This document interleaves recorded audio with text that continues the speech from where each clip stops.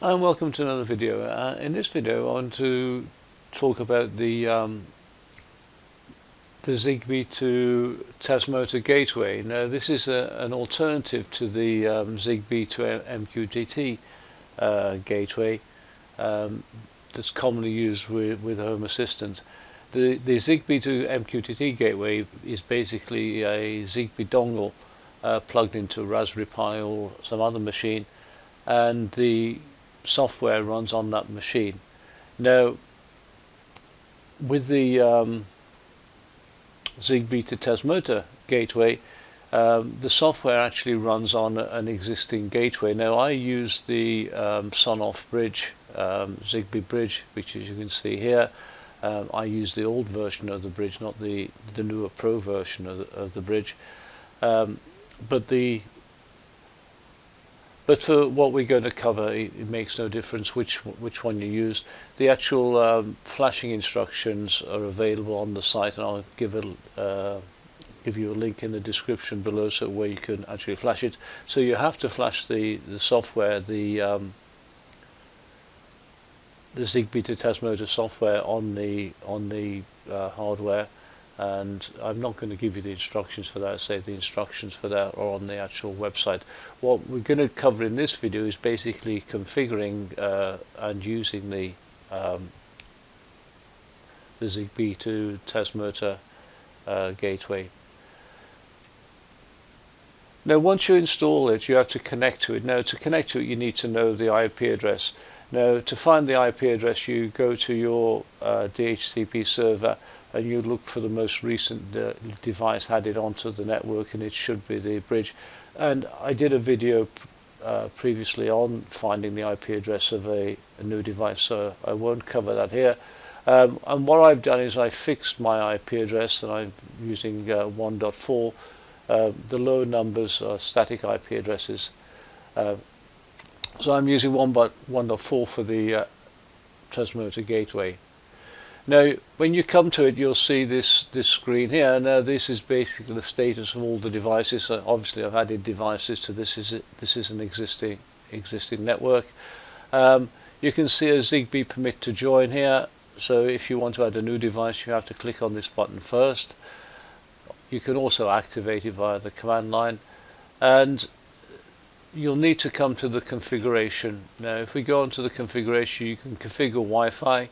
Now, you've probably already done this in the actual initial setup, and you can configure 2 Wi-Fi networks, and I've got them both here. So don't need to do that. The most important thing is the MQTT. So you need to give it the IP address or the name of the MQTT server, port it's using. The client name you can leave the same. This is the actual name of this is the client ID that this gateway will use. Username and password, if you've got one on the MQTT server. I haven't, so this makes no difference. If you put one here and the MQTT server doesn't want a password, it just ignores it, so don't worry about that too much. This is the important bit here, is the topic. Now, this is the topic that everything's going to be published on. In my case, it's Tasmota to MQTT, and this is the full topic name. Now, if you're familiar with Tasmota, it uses prefixes like tele, result, command, and the style I'm using here for the MQTT topic is the actual name plus the prefix. So you'll see something like Tasmota to MQT / tele, Tasmota to MQTT / command when you actually monitor it. Now, everything that gets published from this gateway, so basically the gateway controls the Zigbee devices, and it sends the information from the Zigbee devices to the MQTT broker, and it takes commands from the MQTT broker and sends it off to the Zigbee devices. So it basically sits in between them, and everything going in and out of the MQTT broker is going to have a topic prefix, in this case here, of Tasmota to MQTT. Right, now go back here. Very important thing here is the console I just got to find it now. I'll go back to the main menu and consoles. Now you can see, if we go to the consoles, you can see the MQTT commands here.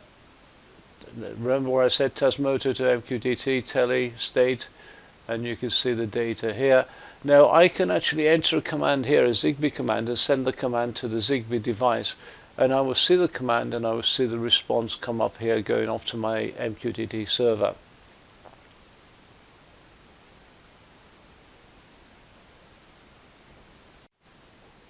So if I'm just going to the tutorial on the site and just going to copy the command there, and we're going to allow the devices to join the network by entering this command. So if we go to the console and we just paste it in here and we hit return, then you can see here then pairing mode is enabled, so now I can add new devices onto this Zigbee network. And to turn it off, I just do the opposite.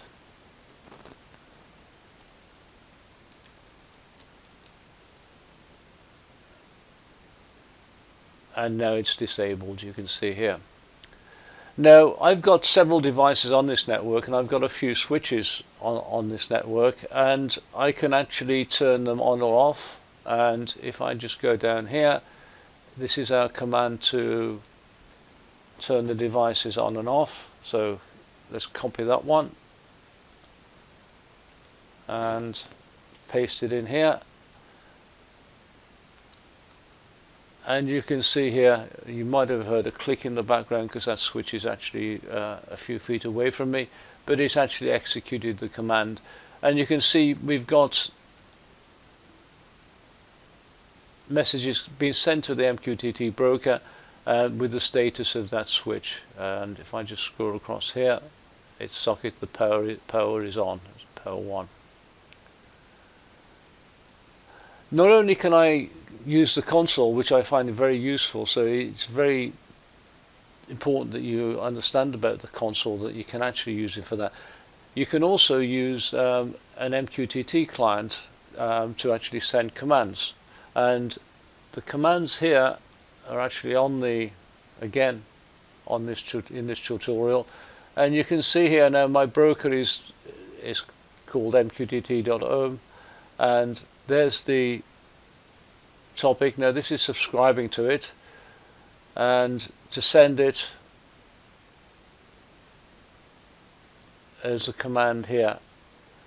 Now this is using socket 2, and I'm going to send a rename command. You can see it here. I'm going to change the name of whatever this device is. I'm going to give it a friendly name called Zigbee socket 2. Now it's already called Zigbee socket 2, so I'm not going to do that. I'm going to change the name to Zigbee socket 3. So I'm just going to paste this command. So let me go to the command prompt. So I just paste it into our command prompt, and we're going to call it socket 3, rename it to socket 3, and if I hit the command there and then I go back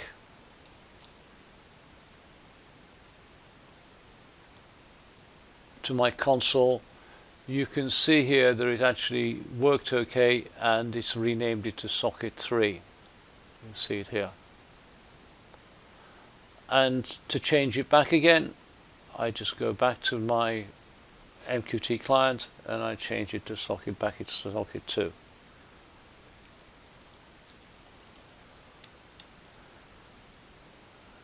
And go back here again, and you can see here, change it here. Now I'm not going to go through all of the different commands. It's covered in a lot more detail in the tutorial, which I'll put a link to in the description below. The purpose of the video really was just illustrations to show you how to use an MQTT client to send MQTT commands to the Zigbee devices, and how to use the actual console on the gateway itself to monitor and also send commands. If you go to the tutorial, there's more commands illustrated there, as well as some questions and obviously answers there on using the MQTT client. Now we can put all this together and we can actually create Python scripts, but I haven't done that. What I've done is I've created a Node-RED flow to allow me to control these Zigbee devices using this gateway, and this is the dashboard here. You can see my sockets, the one I turned on is on, and if I click it, now it's turned back off again, and you can see there's a collection of temperature gauges, a collection of smoke alarms, and what else have we got here? Some vibration vibration sensors. And I'm going to cover this in another video. So in the next video we're actually going to look at creating a Node-RED flow to control and monitor your Zigbee devices. So if you got any comments on the video, then please leave them below. If you like the video, then click on the like button, and if you want to get notified of new videos on the channel, then you can always subscribe and hit the notification bell. So until next time, bye.